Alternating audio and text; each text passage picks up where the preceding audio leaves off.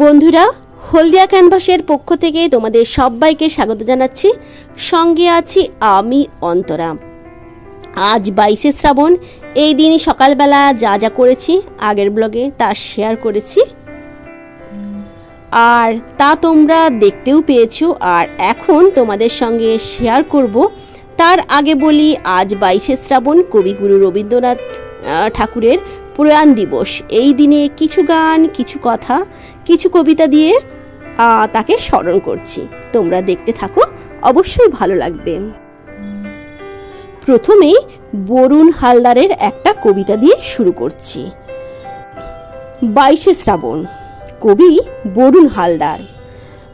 25শে বৈশাখে উদিত রবি, অস্ত গেল 22শে শ্রাবণ। শ্রাবণের শীতল জলে পুষ্ট প্রকৃতি, শোকে মূর্ছামান, চারিদিক বিবর্ণ। তখন ঠিক তখন দুপুর 12টা 10। থমথমে আকাশ বাতাস, মধ্য গগন থেকে রবির মুখ ভার। রবির প্রস্থানে নেমে এলো অমানিসার ঘোর অন্ধকার। হায় হায়, এ কি হলো, এ কি হলো! এই বুঝি নিভে গেল সহস্র রবির আলো, যে আলোয় আলোয় অজ্ঞানরূপী অন্ধকার দূর করে। লক্ষ কোটি মানুষের হৃদয়ে জ্বলছে জ্ঞানের আলো। তোমার অক্ষর অমৃতের ধারা, সমগ্র ভূভাগে 7 সমুদ্রে সেকাল একাল। সাহিত্য জগতে রাজাধিরাজ, মহা হিমালয় তুমি। শোকের পরে শোক, জীবনে সবই মিথ্যা আফসোস। তুমি বলেছিলে মৃত্যু তো মৃত্যু নয়, এ তো আসা যাওয়ার খেলা। পৃথিবীতে সীমিত সময়, কত কিছু দিতে হবে, তাই তো শোক ভুলে কলমে কাটতো তোমার বেলা। উজাড় করে সব কিছু দিয়ে চলে গেছো অমৃত লোকে আমাদের ছেড়ে। নয়নে তোমার দেখার সৌভাগ্য হয়নি, তোমার সাজানো সমুদ্রে ডুব দিয়ে দেখি তোমায় প্রাণ ভরে।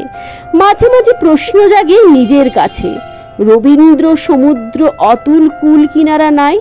তাই তো বলি প্রাণের ঠাকুর, তোমার বোঝা এ জন্মে আমার সাধ্য নাই। বিশ্ববোধে জাগ্রত মহাপ্রাণ বিস্ময়কর প্রজ্ঞা, জ্ঞান গঙ্গার প্রবাহ থেমে গেল চিরতরে।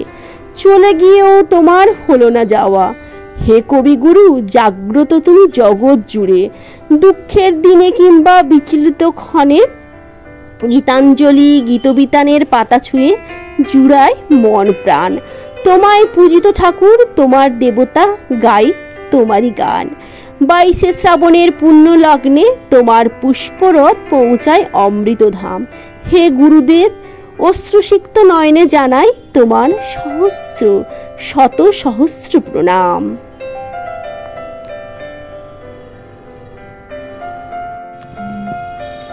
সুধী দর্শক, আজ 22শে শ্রাবণ, রবীন্দ্রনাথ ঠাকুরের প্রয়াণ দিবস। কিন্তু আমরা এটিকে প্রয়াণ দিবস না বলে আমরা এটিকে বলবো রবীন্দ্রনাথকে স্মরণের উৎসব।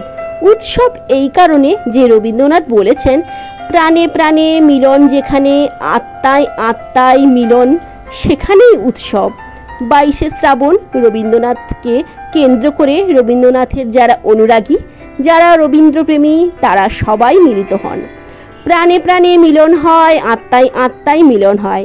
তাই আমরা অনায়াসেই বলতে পারি এটিকে রবীন্দ্রনাথের স্মরণীয় উৎসব। রবীন্দ্রনাথ জীবনের কবি, তিনি বারে বারে জীবনের জয়গান গেয়েছে, মানবতার কথা বলেছেন, এ পৃথিবীকে ভালোবেসেছেন, এ ধরনীকে ভালোবেসেছেন। আর এই ভালোবাসায় বারে বারে ফিরে আসতে চেয়েছেন। নানা রকমের আঘাত, দুঃখ সবকিছু অতিক্রম করেও তিনি বারে বারে বাঁচার কথাই বলেছেন।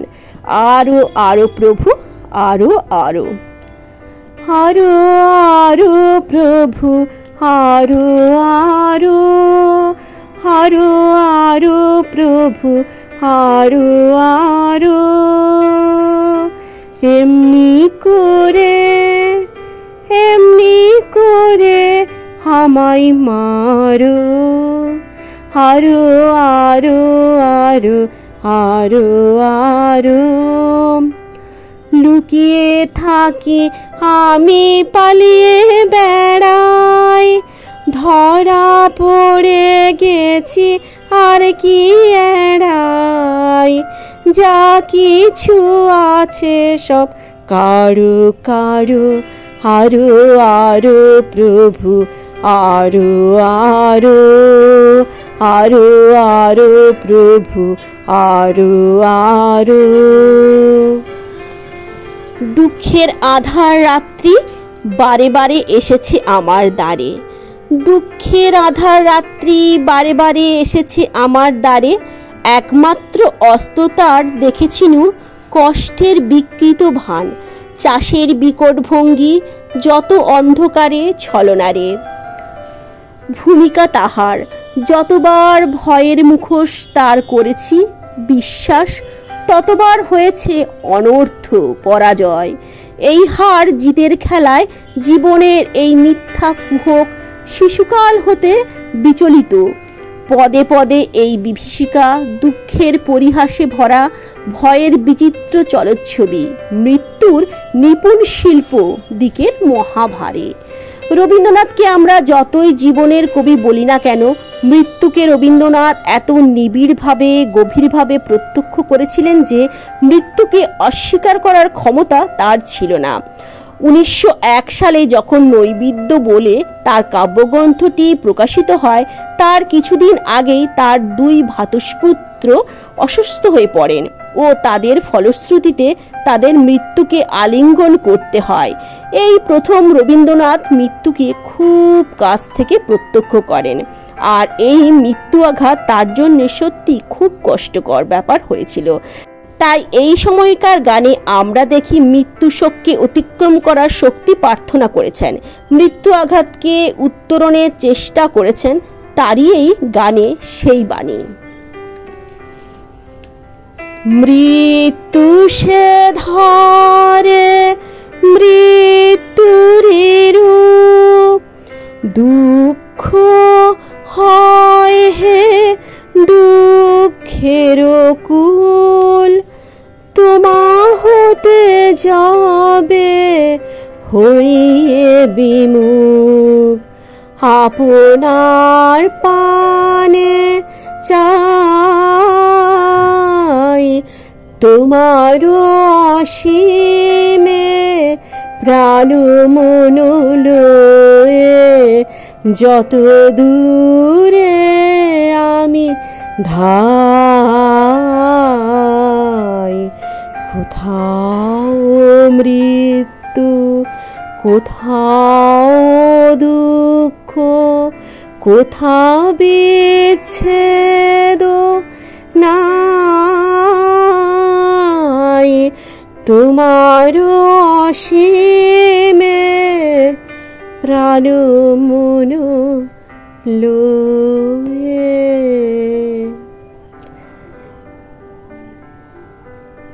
এখানেই সমাপ্তি করছি। নমস্কার। তোমরা সবাই ভালো থেকো, সুস্থ থেকো।